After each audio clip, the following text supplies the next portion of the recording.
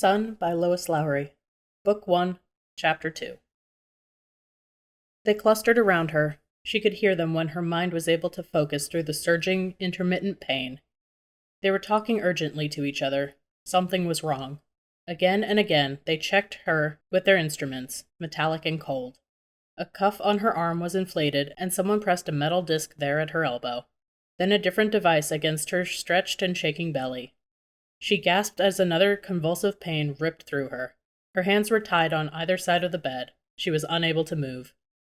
Was it supposed to be like this?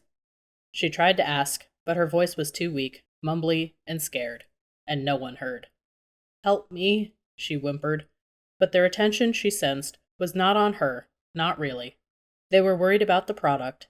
Their hands and tools were on her taut metal, and it had been hours now since this all began. The first twinge, then the rhythmic, hardening pain, and later the buckling on of the mask. "Put her out. We'll have to go in for it." It was a commanding voice, clearly someone in charge. "Quickly!" There was a startling urgency to it. "Breathe deeply," they ordered her, shoving something rubbery up under her mask, holding it to her mouth and nose. She did. She had no choice. She would have suffocated otherwise. She inhaled something with an unpleasantly sweet scent, and immediately the pain subsided. Her thoughts subsided. Her being drifted away. Her last sensation was the awareness, pain-free, of something cutting into her belly, carving her. She emerged to a new, different pain, no longer the throbbing agony, but now a broad, deep ache. She felt freed, and realized that her wrists were unshackled. She was still on the bed, covered with a warm blanket. Metal rails had been lifted with a clanking sound, so she was protected on either side. The room was empty now. No attendants or technicians, no equipment. Only Claire, alone. She turned tentatively, assessing the emptiness of the room with her eyes, and then tried to lift her head, but was forced back by the pain the attempt caused. She couldn't look down at her own body, but carefully moved her hands to rest there on what had been her own taut, swollen belly. It was flat now, bandaged, and very sore. The product was what they had carved out of her, and she missed it. She was suffused with a desperate feeling of loss.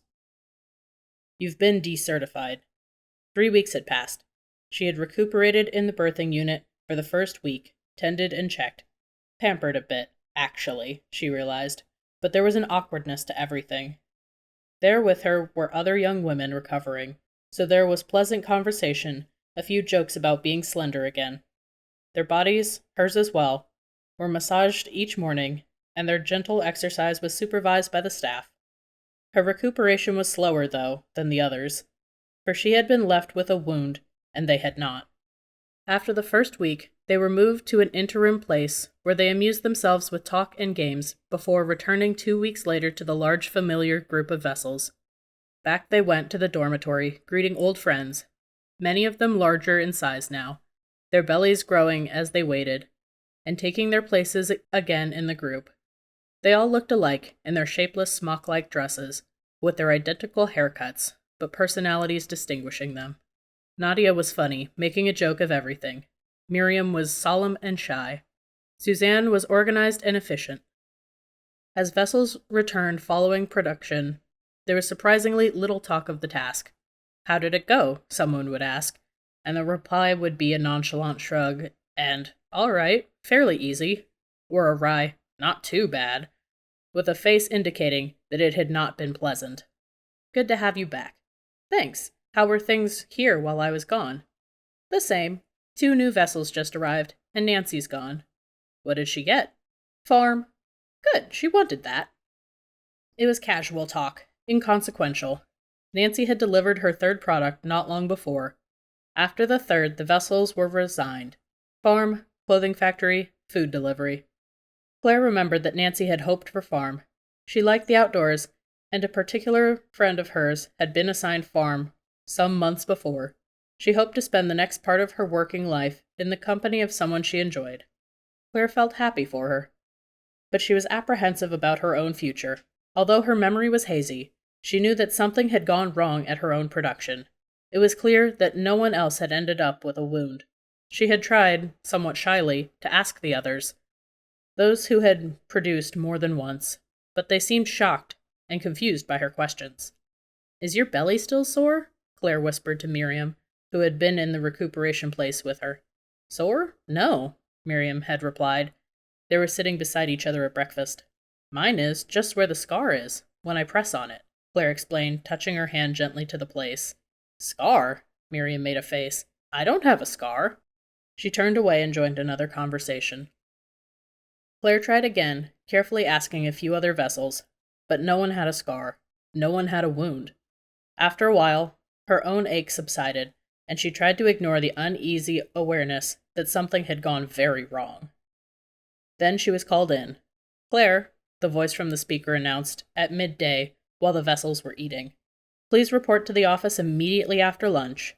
Flustered, Claire looked around. Across the table was Alyssa, a special friend. They had been selected the same year, both 12s at the same time, and so she had known Alyssa through her school years. But Alyssa was newer here. She had not been inseminated as soon as Claire. Now she was in the early stages of her first production. "What's that about?" Alyssa asked her when they heard the directive. "I don't know." "Did you do something wrong?" Claire frowned. "I don't think so. Maybe I forgot to fold my laundry." "They wouldn't call you in for that, would they?" "I don't think so. It's so minor." "Well," Alyssa said, beginning to stack her empty dishes, "you'll find out soon enough. It's probably nothing. See you later." She left Claire still sitting at the table. But it was not nothing. Claire stood facing them in dismay as the committee told her of their decision. She had been decertified. "Gather your things," they told her. "You'll be moved this afternoon." "Why?" she asked. "Was it because... Well, I could tell that something went wrong, but They were kind, solicitous. "It wasn't your fault." "What wasn't my fault?" she asked, aware that she shouldn't press them, but unable to stop herself. "If you could just explain." The committee head shrugged. "These things happen. A physical problem. It should have been detected sooner. You should not have been inseminated." "Who is your first examiner?" he asked. "I don't remember her name." "Well, we'll find out. Let's hope it was her first error so that she will have another chance." They dismissed her then, but she turned at the door because she could not leave without asking. "My product?" He looked at her dismissively, then relented. He turned to another committee member near him at the table and nodded to the papers in front of her, directing her to look up the information. "What number was it?" the woman asked him, but he ignored the question. "Well," she said, "I'll check by name. You're Claire?" As if they didn't know. They had summoned her here by name, but she nodded. She moved her finger down a page. "Yes, here you are, Claire. Product number 36. Oh yes, I see the notations about the difficulties." She looked up. Claire touched her own belly, remembering. The woman returned the paper to the pile and tapped the edges of the stack to make it tidy. "He's fine," she said. The committee head glared at her. She corrected herself. "I meant that it's fine. The medical difficulties didn't affect it." "You'll be fine too, Claire," she added affably. "Where am I going?" Claire asked. Suddenly she was frightened. They hadn't yet said she was being reassigned, just decertified, so she would no longer be a birth mother. That made sense. Her body had not performed the function well. But what if decertified people were simply released, the way failures often were? But their reply was reassuring. "Fish hatchery," the committee head told her. "You're being moved there. They need help. They're short of workers. Your training will start in the morning. You'll have to catch up. Luckily, you have a quick mind." He dismissed her now with a wave of his hand, and Claire went back to the dormitory to gather her few things. It was rest time. The other vessels were all napping, the doors to their cubicle-like rooms closed. She thought, as she packed the few personal items that she had. It was a he. I produced a baby boy. I had a son. The feeling of loss overwhelmed her again.